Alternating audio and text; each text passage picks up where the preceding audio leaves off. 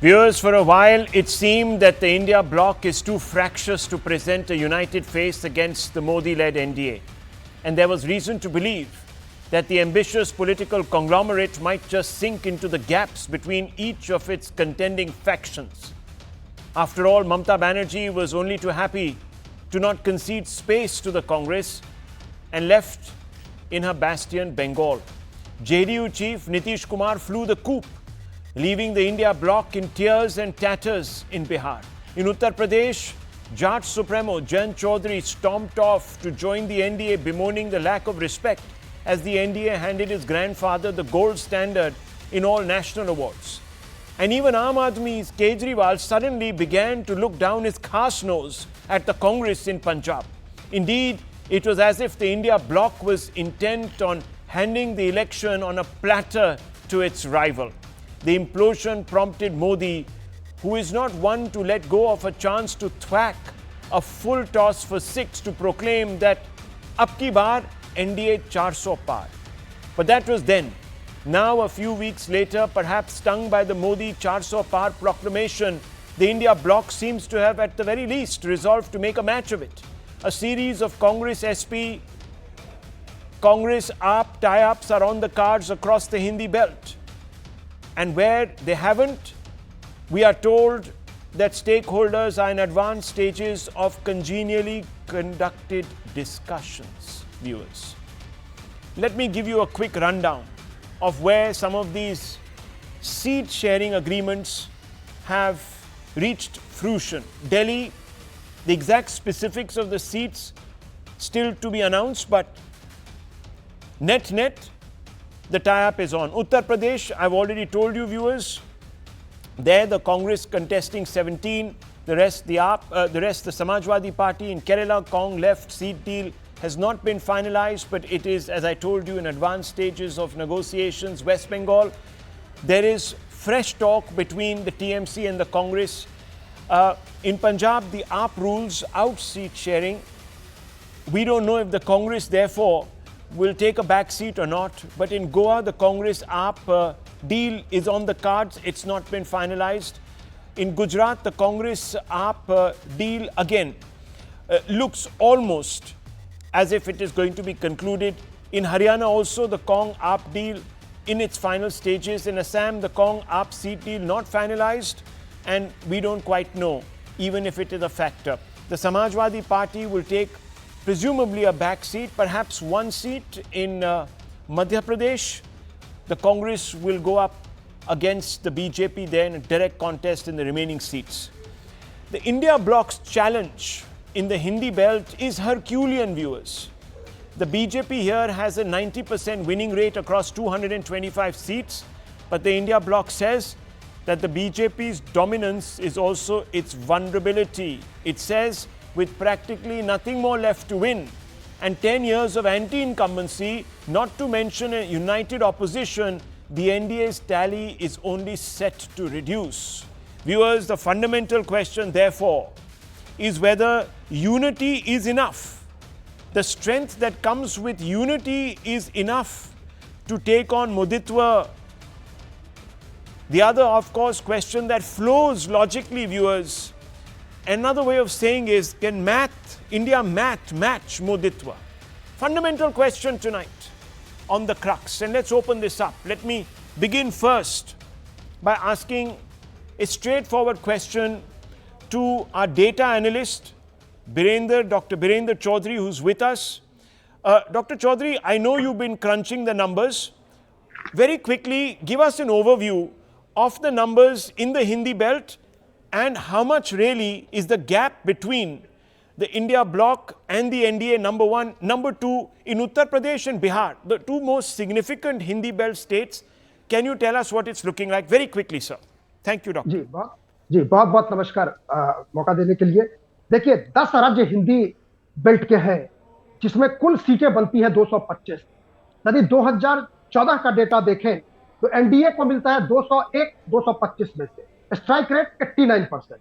यदि आप 2019 का डेटा देखें तो 225 में से सीटें बढ़ के हो जाती है 203, एनडीए की बात कर रहा हूं मैं, और स्ट्राइक रेट हो जाता है 90%। आश्चर्य लगेगा आपको कि उस समय के यूपीए का स्ट्राइक रेट है 3 2019 में और 2014 में है 6.6। अब ये तो पूरा पिक्चर है आपका हिंदी बेल्ट का। जहां तक उत्तर प्रदेश का, मैं आपको एक इंटरेस्टिंग डेटा बता रहा हूं। बहुत एक्साइटेड होंगे अखिलेश यादव और कांग्रेस वाले। जानते हैं नंबर क्या है उनका? दोनों का जोड़ दे 2019 का डेटा तो उनका वोट शेयर बनता है 24.5%। और दूसरी तरफ यदि हम एनडीए का डेटा जोड़े, हम नाम लेना चाहेंगे, BJP 50%, RLD 1.7%, Nishad party 1%, Rajbhar 0.3%, अपना दल 1.2। जानते हैं कितना फिगर बन रहा है? 54%। यानी एक तरफ 24.5 जिस पर बड़े एक्साइटेड हो रहे हैं कांग्रेस और अखिलेश यादव, और दूसरी तरफ बन रहा है 54%। आप अंदाज लगा सकते हैं कि इनकी स्थिति एनडीए बनाम इंडिया अलायंस का क्या बनता है। Viewers, that of course is with respect to Uttar Pradesh that sends 80 MPs out of this 225 from the Hindi belt to the Lok Sabha. There's Bihar also.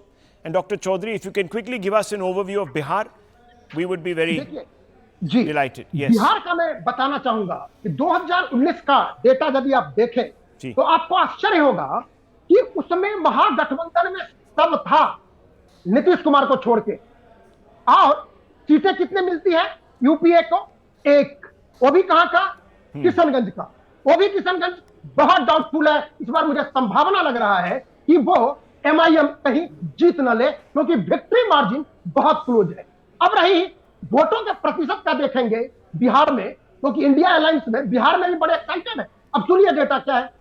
यदि एनडीए का data हम जोड़ते हैं, बड़ा आश्चर्य होगा आपको।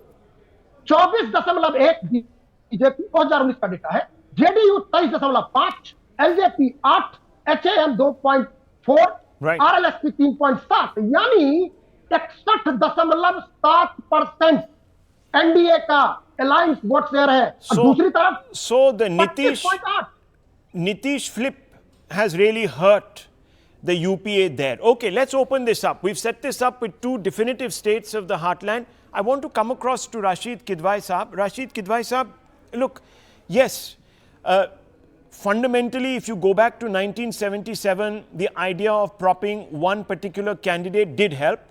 The Congress found itself obviously on the losing end then. Do the same conditions obtain in this particular election? Does it even matter if the India Bloc comes together and puts up one consensus candidate, sir? Thank you, Rahul. I think the conditions of 1977 and 2024 are drastically different. The opposition may like to remember 1977, but 1977 the opposition did have a kind of a sense of moral high ground. It was seen by the media also that as if the opposition has been wronged.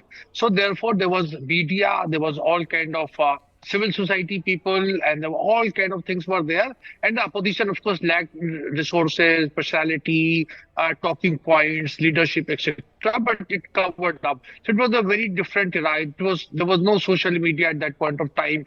Today, the opposition is extremely not only divided, it lacks any kind of moral high ground. It does not have a leader. It does not have someone like JP or that kind of leadership is not there. So there are a lot of disadvantages. But still, Rahul, in India, whatever you say about Indian politics, the opposite is equally true. While I agree with Mr. Chaudhary, the kind of assessment he's giving, but we never know what will be the outcome. If you tell me, if you ask me, 272 BJP looks fairly, in the realm of possibility. It looks likely.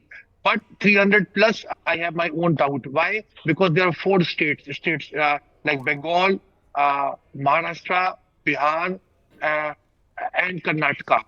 Whether the BJP would get as many seats as it got last time around. When I say BJP, it means BJP allies.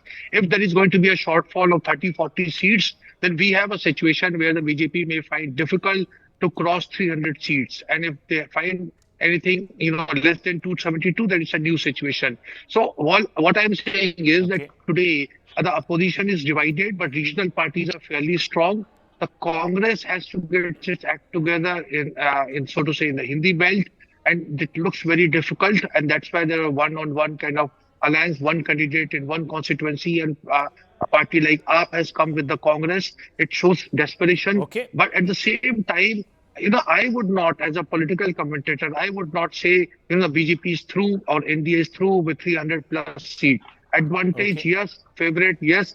But still, we have to see how voters behave, particularly the four states of Karnataka, Bengal, Maharashtra, and Bihar. Okay, let me bring in Shehzad Poonawalla, the National Secretary of the Bharatiya Janata Party. Shehzad Poonawalla, has the BJP implicitly made the mistake of counting votes even before the first one has been cast? Fundamentally, you're overconfident, says Mr. Kidwai. You see, Rahul, the fact is that today we have a direct relationship with the Janta. We don't call the Janta drunk on power or drunk on some kind of liquor. We don't call Janta Rakshas like Rahul Gandhi has characterized them, and therefore we get a sense of the pulse of the people, and therefore that confidence is being reflected. In fact, they keep saying, the opposition keeps saying that this time the Mudda versus Modi is the narrative. So if the Mudda is so big, then why are those who are Jani Dushman in politics like NC and PDP, Aam Aadmi Party and Congress, or Congress and left in Kerala, or TMC and left in Bengal, why are they coming together? Then fight akele on the issue of Mudda against Modi. But the fact is that ye log dare hue hain, and therefore this is not unlike 77, which was alliance of determination. This is alliance of dar and desperation, and let me tell you why. The 1977 alliance, it had a leader, it had a message, it had a pan-India presence, and it had a pan-India narrative. Today, leader, message, narrative, presence, all are missing in this alliance. Let me now come to how the Congress thinks that mathematics will trump chemistry in politics. In 2017, the UP ka do ladkas had come together, and Shantanu is sitting here, he's a major expert on Uttar Pradesh. After they came together, BJP got 312 seats in 2017, and they were reduced to their lowest tally. In 2014, BJP got 42% votes. Even if you combine the share of Samajwadi and Congress, it was 30%. In 2019, after the MY factor, which MY factor? Not Muslim and Yadav, Modi and Yogi, Mahila and Yuva factor, our vote share went to 49.9%, and their vote share went down to 25% combined. Now, even if all of them combine in 2024, we are going to get as NDA 60% vote share, and a sign of that I will tell you. RLD has left them, Sherwani has left them, Pallavi Patel is making some kind of overtures, and some people have left their bastion and gone to Rajya Sabha.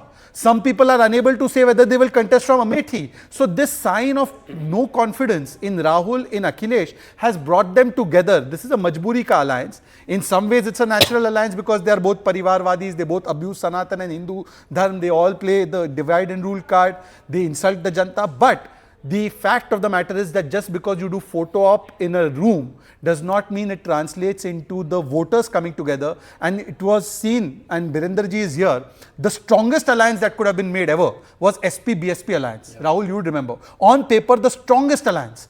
And in 2019, what happened after that? We have won, and this is not sign of overconfidence. This is the sign of not understanding the people's pulse. People want delivery. People want credibility. Credibility and delivery is missing as far as India alliance is concerned. But you missed the point that Mr. Kidwai was making. He says, yes, perhaps in the Hindi belt you start with an advantage, but to get beyond 300, etc., you will need to perform as well in Karnataka as you did last time, in Bengal as well as in Maharashtra, where you are up against fundamentally, at least in the state of Bengal, a non-Congress party which has withstood your onslaught time after time. So she has proven, Mamata Banerjee I'm talking about, has proven to be equal to Mr. Modi in the leadership sweepstakes. You'd agree? Just give me 15 seconds to address that. And in Maharashtra, just let me finish. In Maharashtra, you said, well, this is an opposition of dar and desperation. The Congress says, you're so desperate in Maharashtra that you're taking anyone, even those that the Prime Minister himself characterizes as corrupt. Okay. And in Karnataka, you have tied up with the JDS, which was with the Congress in the last assembly elections. Okay, now let me address all these three issues one by one. As far as Bengal is concerned, you would remember that in 2014, BJP was nowhere on the electoral map of Bengal as far as Lok Sabha elections are concerned. Come 2019, we had gone over 40% vote share and we managed to win 19 Lok Sabha seats. And come 2024, especially after what is happening in Sandesh Khali, where Hindu women are being brutalized and Shahjahan Sheikh is being given the vote bank cover, after that you see that in Bengal too, we will emerge as the strongest party there. And look, even in the states where we are not strong, the central pole against whom everyone is uniting is the BJP, even in states where we are not strong. This means that BJP has arrived on the central scene in such a way that we are now the central pole of politics. But coming to your statement on Karnataka and on Maharashtra. Maharashtra, we have gone back to the original alliance which was there, which was the Shiv Sena BJP alliance on which the vote had come in 2019. Apart from that, Rahul, you would remember that before 2019 also, the NCP under leadership of Sharad Pawar had saved our government in 2014 when Shiv Sena was out for 6 months. And at that time, Sharad Pawar ji had said that for the state of the people of Maharashtra, interest of the people of Maharashtra, NCP is supporting the BJP. Therefore, NCP also after 2014 has seen that in Maharashtra, the BJP is the preeminent strong party. The politics of Maharashtra has also changed and therefore they have also been veering, and therefore today NCP has only followed footsteps of Sharad Pawar ji. In Karnataka, JDS and BJP have been in the past in an alliance. So there is nothing new or astounding in that. And we think that the fact that many people are joining us, leaving the Congress, shows that they see that the future lies with the ND alliance. ND alliance is just an alliance of Parivarik Dalon ka alliance.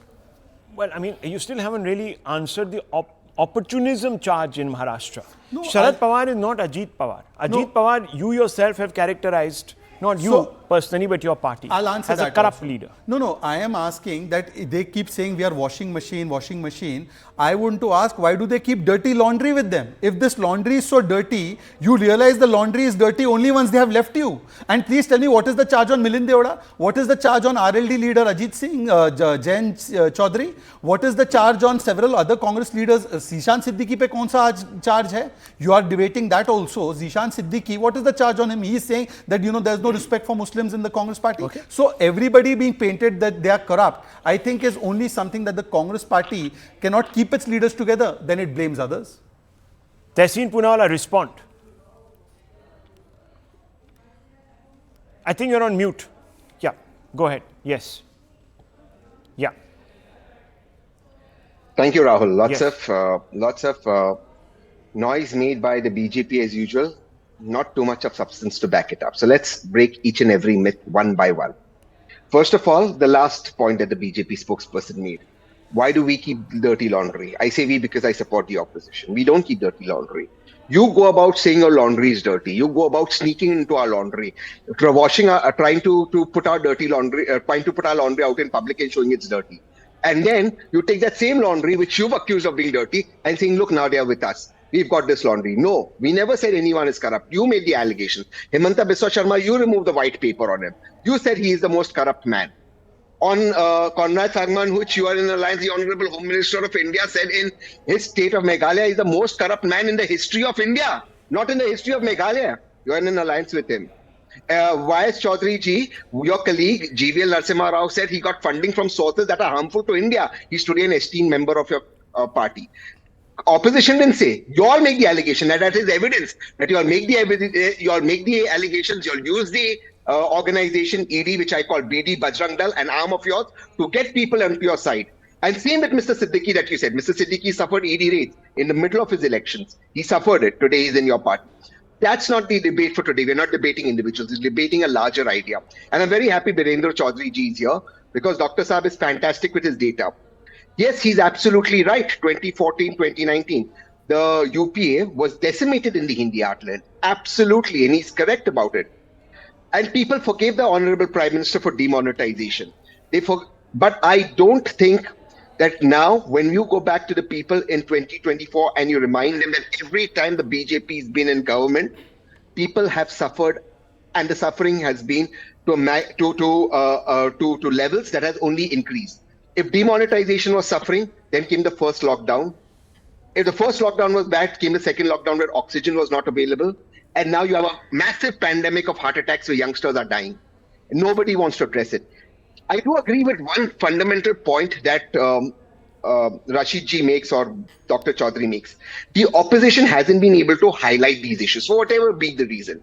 If the opposition can be articulate in highlighting the last 10 years of this present government and how it's brought tremendous sufferings on the citizens of India, how it's been unempathetic, how the opposition can give a better roadmap, and how they can create a better India, believe you me, not just the Hindi heartland where people think the battle is lost, across the country, you can see a surprise.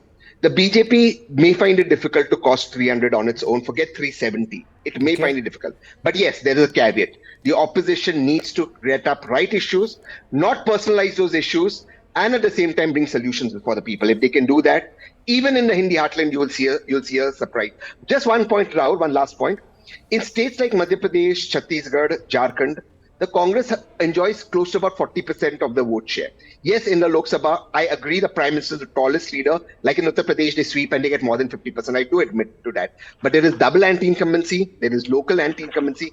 If the opposition can give good candidates with good content, you can see a surprise in this democracy. Remember 2017 Gujarat, Rahul? You were covering it. Remember what happened. The BJP ran very close. Shehzad Poonawalla wants to respond to you, and I want to then open this up to Shantanu Gupta and Dr. Chaudhary and Mr. Kidwai once again. Yes. Since the idea was to spread more substantive arguments and not noisy arguments, so Tehseen, please tell me that we label everybody as corrupt. Who labeled Kejriwal as corrupt in Delhi? It was Supriya Shinit and the Congress party.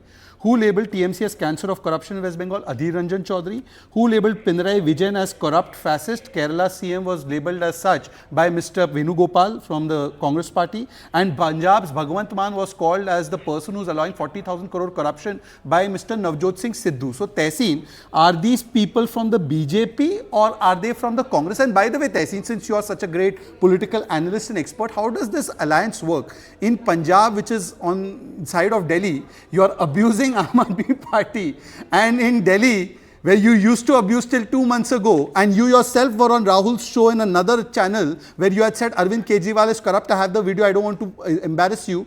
Today you are seeing that he is not corrupt. So Tehseen Poonawalla, please explain these contradictions without going into whataboutery, because I know you're an expert at that. And since you're also related to the Gandhi family, the same Aam Aadmi Party wanted that the Bharat Ratna of Rajiv Gandhi be taken away for Sikh genocide. So Tehseen Poonawalla, since you're doing principled politics as an analyst, please tell me, how do you come together on all these issues?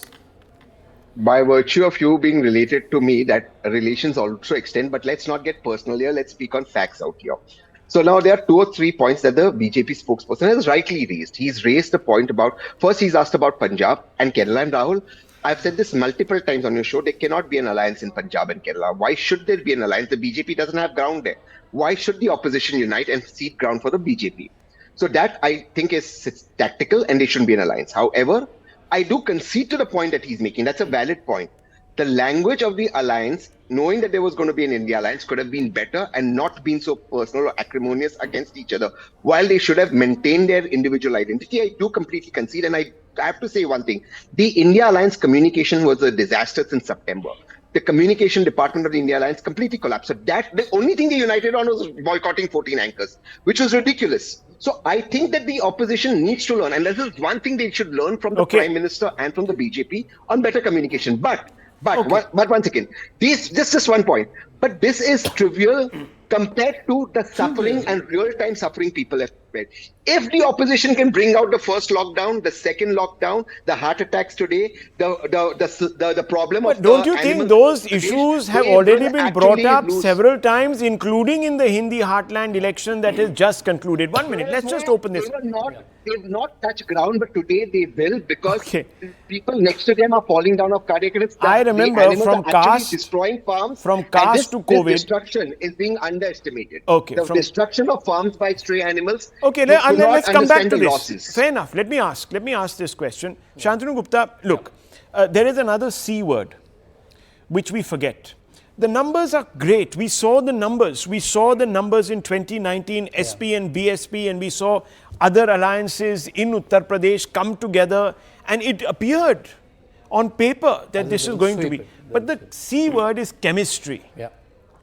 Now, we're already hearing murmurs coming out from Gujarat, where on a purported seat-sharing agreement between the AAP and the Congress, Sonia Gandhi's former advisor, closest principal advisor, Ahmed Patel's own scions, are saying that we won't be happy if his bastion is given up to the Aam Aadmi Party. Similarly, we've heard problems in Bengal, even at the cadre level in Congress in Uttar Pradesh. Chemistry is something that we are not focusing on. We're only focusing on the math. Rahul, you're right. Currently, the board exams are going on, and maths is not the only subject they study. Chemistry is a very important subject, and we've seen in how SP, BSP, which is the most formidable alliance, right, with the Dalit, Yadav, OBC vote bank, with the Muslim consolidated, they would have swept, right? But they hardly got 10 seats. We are only hearing the noise of the Indie Alliance Gadbandhans, but the Gadbandhans are BJP making are far more formidable. In UP, they got RLD. In Bihar, they got Nitish back. In Karnataka, they're talking to JDS. In Maharashtra, they're strong. In AP, they're talking to Chandrababu again, right? So, in fact, the larger Gadbandhan which someone is making is NDA. And narrative-wise, what is Prime Minister saying? Prime Minister is also out there. He's saying, in my third term, I'll make India the third largest economy. Rahul kya keh rahe? Kaas batao. He's saying, Narendra Modi is saying, मैंने 4 करोड़ घर बनाए हैं, 11 crore toilet बनाए हैं. Rahul कहते हैं, कास बताओ. Every argument is so shallow from the Rahul Gandhi side, and Narendra Modi is bang on. So, from the alliance side, from the narrative side, I'm not finding it. Okay, and from UP, in UP, the messaging is now Sonia Gandhi's run away. Anyway, she's saying she's not well. Anyway, she hardly goes to the constituency. She's running away. We don't even know Rahul Gandhi will contest from Amethi or not. Or so you're saying the message is hitting home. Let me bring in the two senior journalists. One second, Mr. Kidwai and Mr. Chaudhary. Dr. Chaudhary, the data tells me that even the one particular strand of our society, the OBC and the EBCs, that are supposed to be the most afflicted because of poverty and misgovernance, are also moving towards the BJP. This is what the data is showing. Is that what the data is showing to you in the Hindi heartland? देखिए, बिहार और उत्तर प्रदेश में BJP वही काम कर रही है जो 2014 में किया था. वो काम ये था कि छोटे छोटे कुनबे को बीजेपी जोड़ रही. उत्तर प्रदेश में राजगढ़ हो, निषाद हो, आरएलडी हो, चाहे वो अपना दल हो. सिमिलरली देखिए बिहार में क्या हो रहा है. नीतीश कुमार वापस आ गए हैं, लेकिन आरएसपी को, कुशवाहा को बीजेपी बाई नहीं बोल रही है, मांझी को बाई नहीं बोल रही है, एलजेपी दोनों है. कारण ये है कि जो छोटे छोटे कुनबे हैं, क्योंकि सम्राट चौधरी बीजेपी के जो स्टेट प्रेसिडेंट हैं वो कोयरी हैं, कुशवाहा जो है कोयरी है, नीतीश कुमार कुर्मी है. इसलिए बीजेपी, चाहे नरेंद्र मोदी, चाहे अमित शाह, बिल्कुल 2014 का हर कुनबा को जोड़ने की बात कर रहे हैं. तो कोई भी वो स्पेस छोड़ना नहीं चाहते. उसी प्रकार उत्तर प्रदेश देखिए उत्तर प्रदेश में क्या है, आरएलडी का अहमद क्या है. पिछली बार 9 सीट बीजेपी हारी थी और उसमें से 7 सीट हारी थी वेस्ट यूपी में. प्रधानमंत्री पहला कैंपेन वेस्ट यूपी से शुरू करते हैं, क्योंकि 2014 में ऊपर 14 सीट मिला और 2019 में आके 7 हो जाता है. इसलिए मेरा कहना है कि नंबर पर भी ध्यान है, कास्ट सोशल इंजीनियरिंग पर भी ध्यान है. इस मामले में मैं कहूंगा कि विपक्षी दल पीछे है. मैं एक बड़ा ही अलग तरह का बात कहूंगा कांग्रेस पार्टी के लिए, क्योंकि 77 की आपने बात किया कि 77 में 10 पार्टियों ने अपने वजूद को खत्म करके जनता पार्टी बनाया था. उसमें जनसंघ भी था. क्या कांग्रेस ये काम कर सकती थी? यदि आज ये हुआ रहता तो विपक्ष का एक सबल मजबूत गठबंधन बन सकता था. That is a point. That is a point. One second, Mr. Kidwai. Going back to 77, there was, in today's word, it's called opportunism. At that time, it was called finding a common middle ground. You had from the left, from the communists, all the way across to the far right in one particular, rainbow. But I'm not focusing on that right now. I want to pick up on what Tehseen and injected, and this entire question of, yes, there are people, of course, who are endangered to poverty. It's unfortunate in the country. But somehow, when it comes to casting the vote, people are still believing in the Modi story, Mr. Kidwai. The numbers tell you, there was a post-poll survey done in Uttar Pradesh after 29 by CSDS Lokniti. And what did it tell you? That the non-Jatav, Yadav Jatavs had actually voted for, in fact, the BJP in large numbers. And when it came to the EBCs, etc., that vote was split evenly between the UP and the NDA, or what was considered Mayawati and SP versus the NDA then. How do you explain this? Rahul, we must remember this, that when it comes to alliances, ideology always takes a back seat, whether it is the Congress at present or the BJP, any kind of alliances which has done in past or present, ideology always takes a back seat. So this is a very inherent contradiction of our democracy. As I keep saying, you see, the BJP has an advantage, but in Indian politics, whatever you say, the opposite also tends to be, equally true. And you look at Mr. Modi's popularity rating, again going by various survey agencies, it's never been less than 50%. Sometimes it goes up to even 60, 70%. The number of people who are actually voting for the BJP, again going by the report 2014 and 19, has been 31% and 38%. This time C voter is saying 40%. That means there is a large chunk of people who have a liking for Mr. Modi, but they are not voting for the BJP. So this is something that's what I'm saying. There is an opportunity. The problem with Congress is Mr. Rahul Gandhi talks a lot, but he's communicating very little. We do not know what is his exact role in 2024 election. Is he a prime ministerial candidate? What is his vision? The Congress, in a way, created the great Indian middle class through economic reforms. But the Congress itself is, and Tehseen may correct me if I'm wrong, they are not owning up that. They are not talking about, achievements of Dr. Manmohan Singh or PV Narasimha. In fact, etc. they've gone the other way. They're starting to alienate the business classes also. And So of Rahul, course, one through last them. thing. Yes. Yeah. So Rahul, the biggest problem with Congress is that does not have an entire opposition, does not have a positive agenda. Okay. You can say a lot of things, negative things about Mr. Modi, but people want to hear what are you going to do, how are you going to I think you've hit improve their life. the nail on the head. It's the message. And of course, let's not discount the canniness of the BJP. As Dr. Chaudhary has said, that they have been also doing very good groundwork. This is not just about putting Mr. Modi's ticket out there for everyone to press the button on, or the Kamal and the Lotus. It is the entire very quick, very well ordained chemical equations, the chemistry, the organic chemistry that is actually taking place on the ground. So this is a very interesting election, viewers. It will come down to numbers, but in a very different sense than from the convention. I'll leave it at that. Pleasure bringing you Crux once again.